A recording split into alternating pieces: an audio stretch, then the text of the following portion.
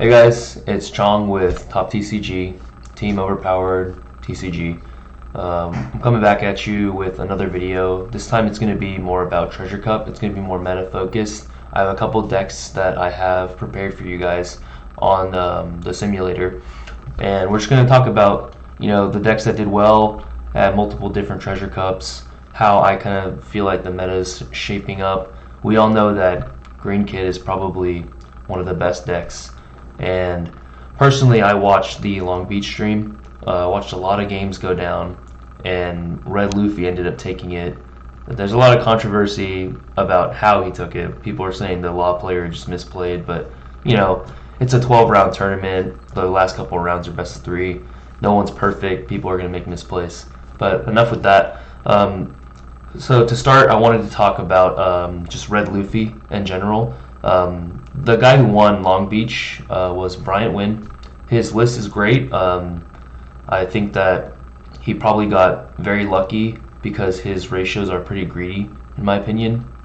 But, luck plays a factor in every trading card game.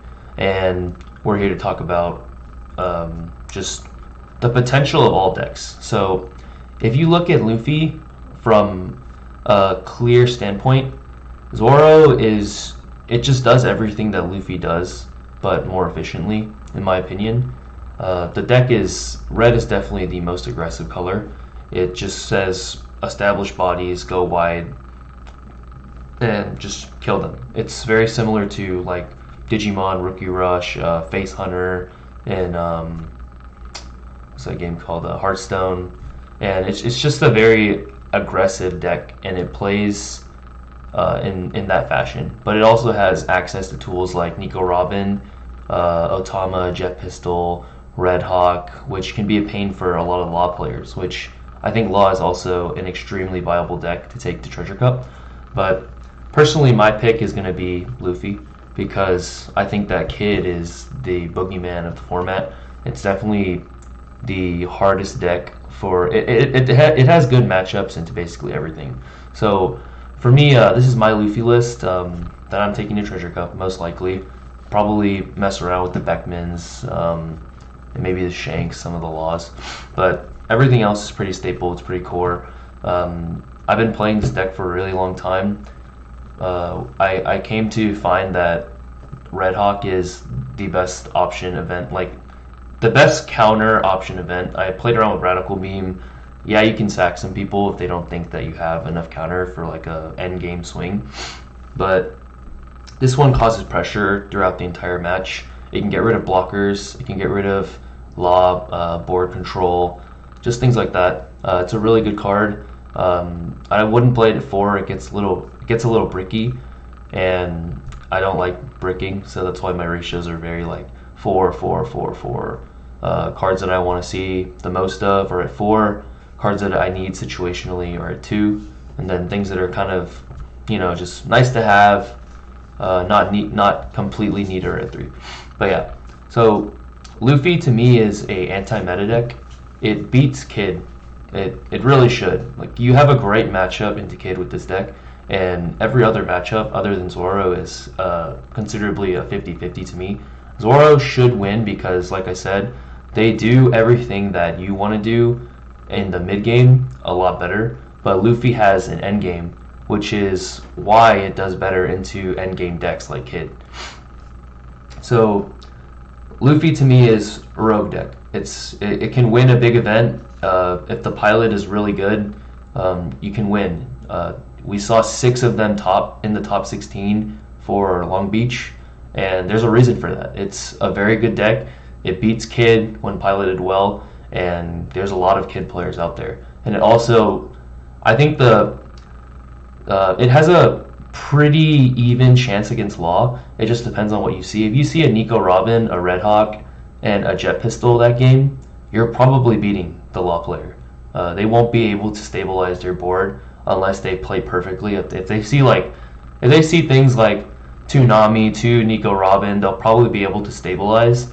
But all you have to do is find Nico Robin, Red Hawk, and Pistol, and they will have a terrible time against you.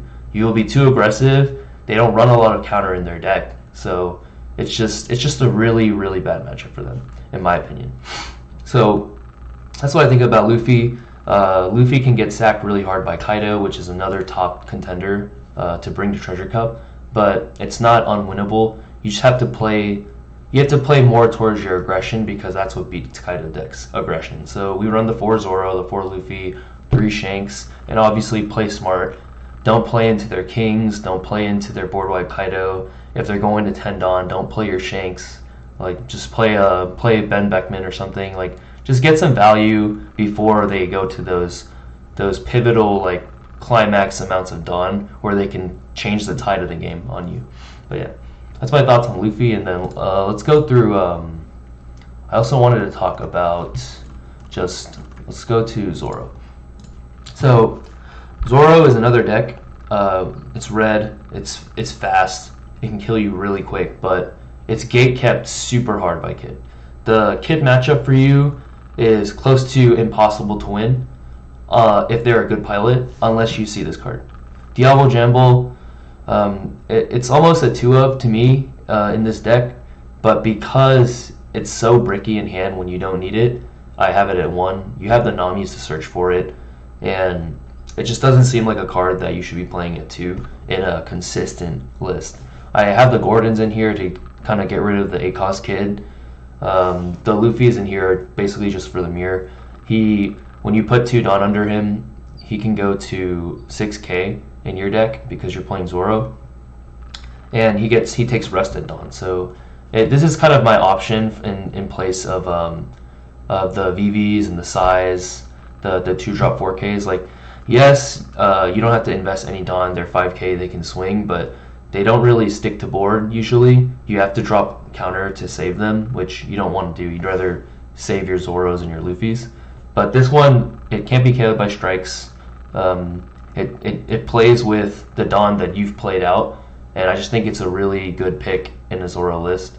So I like this Luffy. I would play this over the size and VVs any day, and that's why I have opted to do that in my list. But Zorro is basically just it's a go face deck. Sometimes you just hit 7, you go 7, 7, 7, 7 forever until the end of time, and the opponent usually doesn't have an answer because right now people aren't running a ton of counter in their decks. Obviously there are decks that do really well against you, which would be Kid, and people say that the Law matchup is unfavored for you because they can play a lot of blockers, but if you play the matchup properly, you have Luffy. So Luffy usually saves you in the Law matchup, and then also I run the Red Hawk. If you're playing red, just because Law is a deck, I think you have to run Red Hawk. People are going to be playing Law. Law is a good deck, and Red Hawk they have to play around it. They have to use more Dawn, and you just need it. I won't say anything more about Red Hawk because I already kind of explained it when I was talking about the Luffy list. But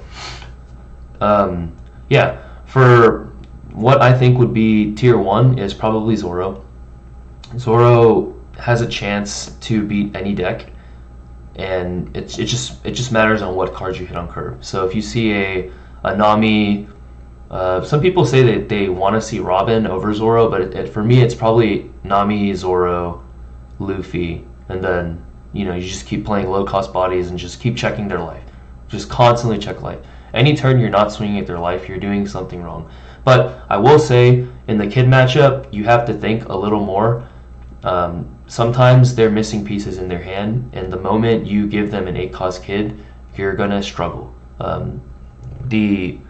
Right when they get that body on board, they immediately have a lot of pressure on you, and good Kid players know that you have to kind of check Zorro back. So you don't want them to just stay at 5 or 4 life forever. So you need to also be kind of removing their bodies while also trying to do as much damage as possible and getting them to drop your hand. Usually Kid is winning because Zorro is all about gas. You run out of cards really fast. People won't be checking life as fast as you will be checking their life. So you'll sit there a lot with 1 to 2 cards in hand and nothing to do other than just pump up your leader to swing more. So that's my thoughts on Zorro. It's definitely the easiest deck to play by far. You just gotta do math. They have 4 cards, bump up to 10 Dawn. If they have 3, 9. Like, you want them to drop as many cards as possible to respond to one of your swings. That you need them to respect you, basically. But yeah, so Zorro, great deck. I think Luffy's a little better, just because it beats Kid.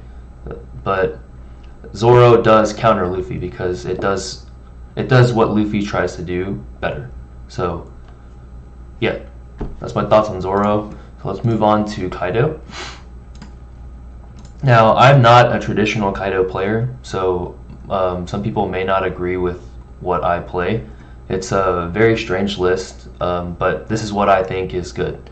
So I'll talk about it a little because, again, I'm not a Kaido player, but this deck it's all about the island. You have to find this card, and then you want to get as much value off of island as possible and play these guys, the Rush Kaidos and the Board Wipe Kaidos.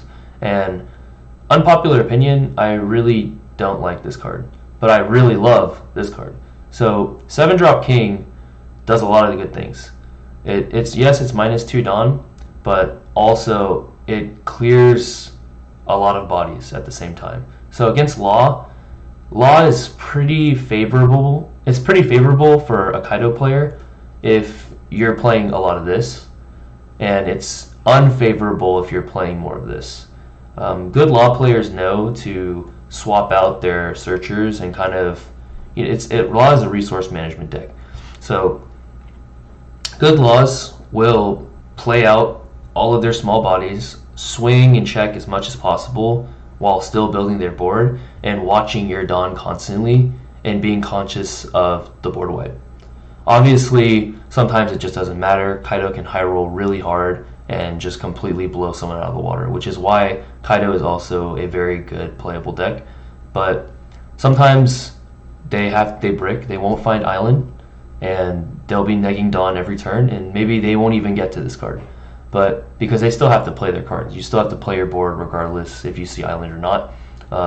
Queen is a very pivotal card in this deck, and he's honestly he's like Law, the 5-drop Law. 6k blocker is really, really good. This one is basically a mini Graceful Charity if you guys play Yu-Gi-Oh! You play it, you -1 Dawn, draw 2, trash 1. That card, it's really good. Really, really good. This card needs to be at 4. And I used to hate this card. I really hated Who's Who a lot. I thought it was very bad, but sometimes you have no way to get rid of Robin. And because I run the Kings at a little less, and you don't get to 6 all the time if you brick, I think Who's Who is good because you can get rid of Robins. And that's about it. It gets rid of Robin. Robin is a problem. Who's Who gets rid of that problem. And it also, in the Law matchup, it can get rid of their searchers, like the Namis and the Bonnies. So yeah. And then, a lot of people don't run this card, or it's a 1 or a 2 of. I really love Brachio Bomber. It ramps you faster so you can get to your higher cost cards faster. And I think that's great. You don't always have to play a body with this deck because you're trying to get to these bodies, to the 10 and the 9. That's what this deck is about, 9 and 10, and then you just ramp up again. I run this card at 2 because it kills all level 6 or cost 6 or lower. That's a lot of high value cards. That's Yamato, that's Luffy, that's Queen in the mirror, that's King, and it ramps you. It's a ramp card. This is a ramp deck. I think ramp cards are good. And then you run the 2 Bagua and the 4 Blast Breath. Counter 2 or counter 4 is just really good. Counter 4 is strong. I've played games against Kaidos where I think I have it and they drop 2 of these. Oh, whoops, I took it out. Let's put that back in. They'll play 2 Blast Breaths and I just lose. So I put them on 1 Bagua, they play 2 Blast Breaths, I lose, stuff like that. That's why this one is at 4 and this one's at 2. Where did I put it? Let's see. Right here. Yeah, that's my thoughts on Kaido. It's a super high roll deck. I run the Babanuki just because sometimes the deck bricks. You want to play 5. It's a 7k body. It's nice. That's Kaido. loses super hard to Zorro. Zorro should farm this deck. It's the most free matchup ever. Obviously, a Kaido high rolls it can win, but Zorro, I would give it a 60-40 in that matchup. It's very free. Luffy, it's a 50-50 against Luffy. They're not as fast as Zorro is, and you can clear their top end really easily with the board wipes and the 9-drop Kaidos, and you can just aggressively check them and put them to 2, and then go for that kill turn that every Kaido player goes for. But yeah. Into green, this deck is good because it can just completely wipe a board, but again, good players won't overextend that way. They'll test your hand a lot. They'll try to see what you kind of have, and then if you don't see island against green, you're probably just losing. That's the hard cold truth. Green is just as aggressive as any red deck can be because of the leader ability, the broken leader ability. You know, you just put as much Dawn as you want, leave 3, swing 12 for a game, and that's really hard to beat, and that's why green is the best deck. But yeah, this is what I think should be played for Kaido. This is enough 2K. It gives you all the potential to high roll. There's a lot of ramp, and yeah, Kaido is tier 1, Zorro is tier 1, and then the last tier 1 deck, in my opinion, is going to be Kid. Where's Kid? Okay, so sorry, this is not my Kid build, but this is my brother's. This deck is incredible. It does so much. It plays so control heavy, and just your leader ability just closes out games like nonstop. I think with this build, this is one of the builds that Kid can take. It's a more Yamato focused build. It's card starve basically. So they will starve your hand. You will have no hand. They'll keep blocking. They'll let you take life, and once they drop the 8-drop Kid, they'll start playing the Yamatos. They'll start playing out their hand, and they'll just gain advantage, and they'll kill you because you have 1 to 2 cards in your hand every turn. And honestly, it's a good strat, but I prefer more the aggressive style with more Hawkins, a couple more Okikus. But this is something that's going to be played at Treasure Cup. Some people run Yamato at 2. I think 2 is a good number for it if you are playing this specific build. We saw a lot of success with this particular build in JP. And yeah, JP tends to be more control focused than NA in all card games. They just like control. They like to be in control. We like aggression here in NA. So that's why there's so much Zorro. That's why there's so much Luffy. A lot of red. That's why the law decks are kind of more. They look more like aggro law decks than the control than the green control variants of decks. But yeah, this card is crazy. Neko Mamushi. You play it, you rest one of their blockers or some important card, a Nami. It's this card is, I think Neko Mamushi alone is the reason why this deck does so well against Law. And you know, the Basil Hawkins and just uses Captain Kid. I don't feel like Kid players should ever lose to Law. And I get it that Law is high skill cap. You can do a lot of things with it. You can combo out a lot of pieces. But there's just so many decks that can run so many tech cards. There's no killers in this deck. Let me see if I can find it. It's the starter deck killer.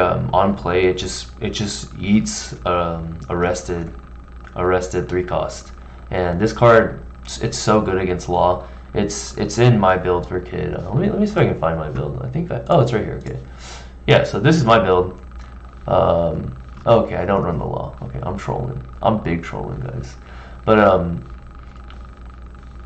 obviously I don't run the Yamatos. I value Punk Gibson. Oh, okay, this is what I did. Yeah, I took out 2 Punk Gibson. I put 2 of these in. Yeah. So this would be what if I took Law or excuse me, if I took Kid to Treasure Cup. This is how I would play it. I think this covers a lot of bases. You have enough block for Zorro. You have the 8-cost Kid. Oh, actually, it's I would run 3. Hold on. I'm sorry. I'm like making edits to my deck. I think this card is incredible.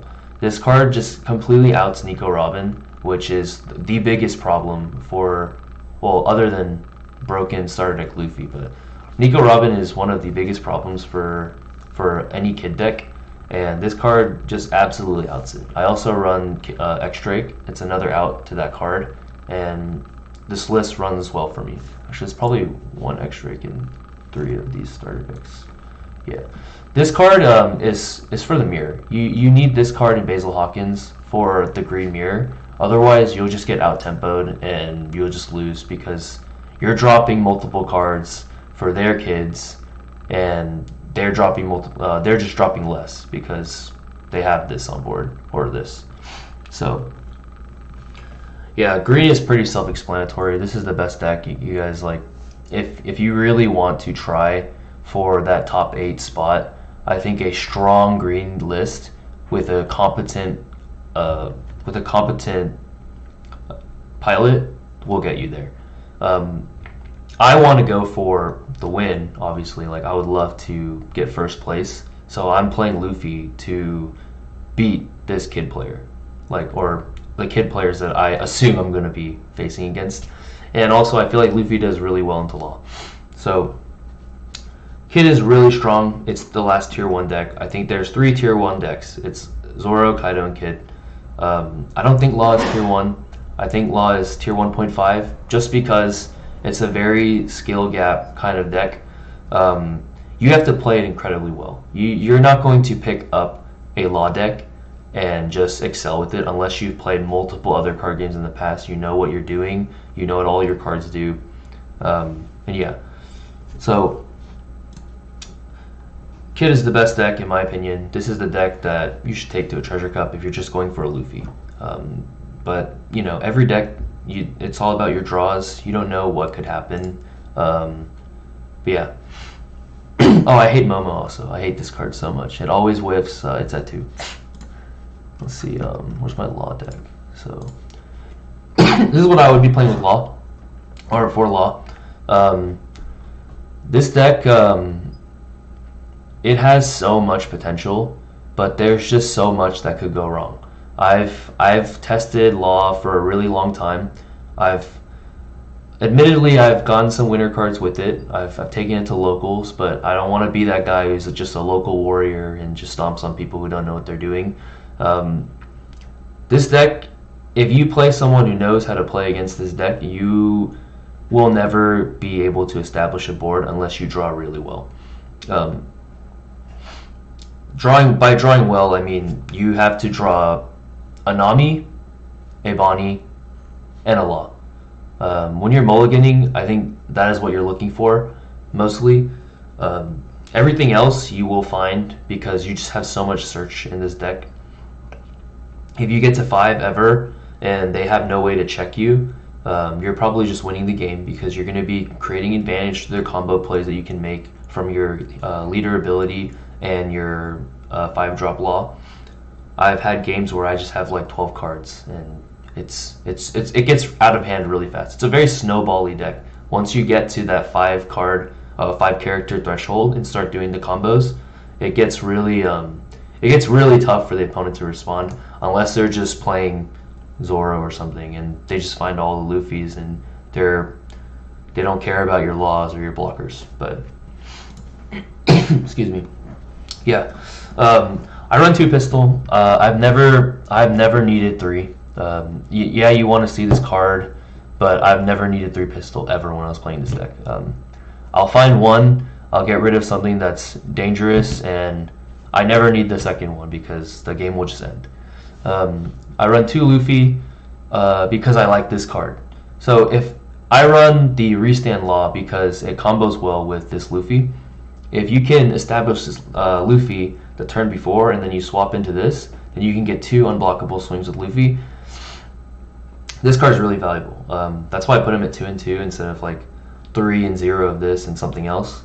And then I run a Pooh just because it's something that's slammable and you can use it to turn off things like Radical Beam, Red Hawk. Red Hawk is a big one. Sometimes I'll play this turn 2 just to turn off the Red Hawks. That way I don't have to waste more Dawn. I can still swing face with him at 5k, 4k, maybe it clears a Nami or something, and I don't have to worry about Red Hawk. That's why I have him in the deck. Red Hawk is strong. red players have realized that that card destroys this deck. And yeah. But really, there's not a lot I can say about Law other than it's very technical. You need to know what you're doing. You have to hit at the right numbers at the right time. You have to. It's one of the hardest decks to take to a big event because obviously you are going to be thinking a lot more than say a Zorro player will be thinking, and across 9 rounds, I mean, we saw it at Long Beach. All he had to do was pump some Dawn into his Bonnie and swing 4 times, and he would have had the game. But unfortunately, you know, he made a misplay. He used some Dawn improperly, and yeah, we know the story. That's how that goes. I'm not going to say anything more about it.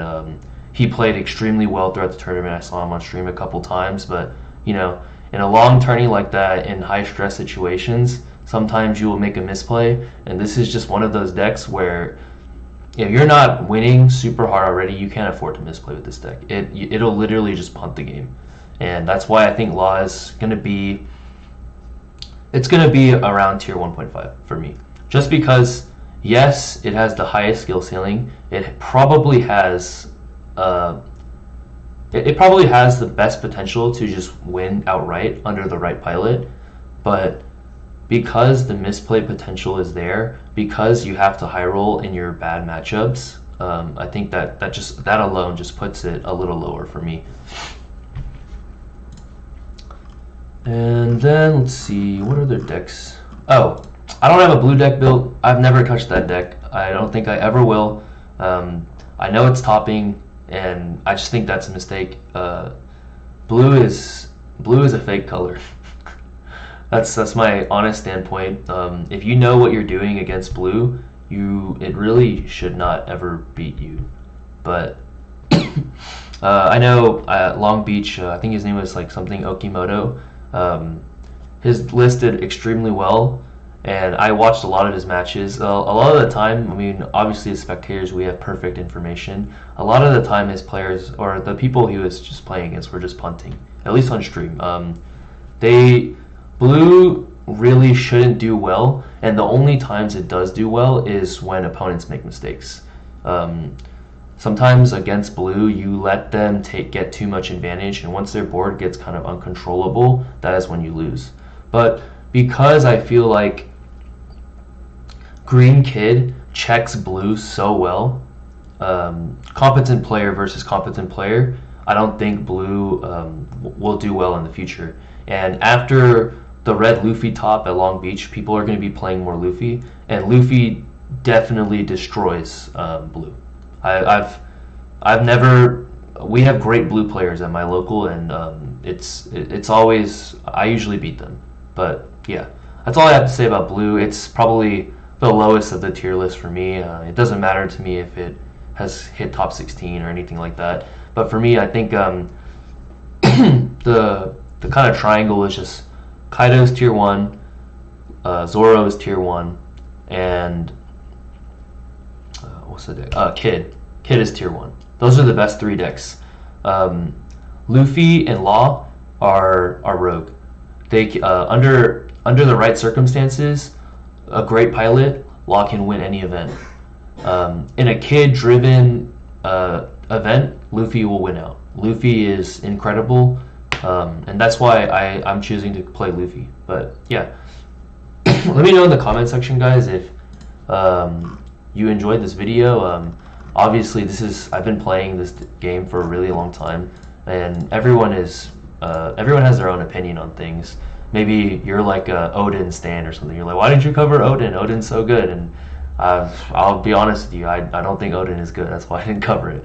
But yeah, you know, there's some Uta decks played too, and oh god, if you're playing Uta, you're just punting. You're not gonna make top 16 with that. I guess you just want participation prizes. But yeah, if you guys want me to cover any other decks, I'll cover some of the more of the non-meta ones, like Blurple Kaido, Blurple Croc. All these decks are very playable. Every deck can win with a little bit more luck, a little bit more skill with different things if you're playing harder decks to win, in my opinion.